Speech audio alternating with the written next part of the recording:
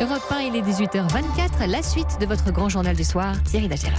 Et à la veille de la reprise du championnat de France féminin, le patron du football français prend la parole ce soir sur Europe 1. Bonsoir Jean-François Pérez. Bonsoir Thierry, bonsoir à tous. Les sujets d'actualité ne manquent pas pour Noël Le Graët. Avant de déplorer les interdictions de plus en plus fréquentes de déplacement de supporters, le président de la FFF prend position sur la question de l'alcool dans les stades. Oui, c'est un dossier brûlant depuis qu'un groupe de députés de la majorité a annoncé son intention de déposer une proposition de loi pour assouplir la loi E20 qui interdit purement et simplement l'alcool dans les stades, que ce soit sur les panneaux publicitaires ou à la buvette. Une loi qui date du début des années 90. Est-elle dépassée ? C'est l'avis de nombreux présidents de clubs qui déplorent un important manque à gagner. De son côté, le gouvernement souhaiterait le statu quo et même durcir la loi. La ministre de la Santé ayant récemment appris, mais oui, qu'on pouvait boire de l'alcool dans les loges alors que c'est interdit en tribune. De son côté, Noël Le Graët prône clairement l'assouplissement des textes législatifs. La France, a-t-il dit à Simon Rubin dans cette interview,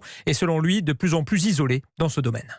Et on est le seul pays d'Europe. Vous savez, lorsqu'il y a une compétition européenne, en Allemagne, la France va jouer les brasseries en tour de pub un certain nombre de stades. Je ne suis pas certain que les Allemands boivent plus que les Français sur les stades.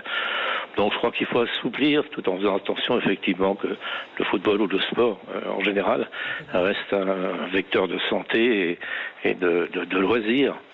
Enfin, les positions rigides ne sont pas les bonnes, donc il faut essayer effectivement d'être compréhensif sur le marketing, sur la pub, et peut-être être un peu plus ouvert.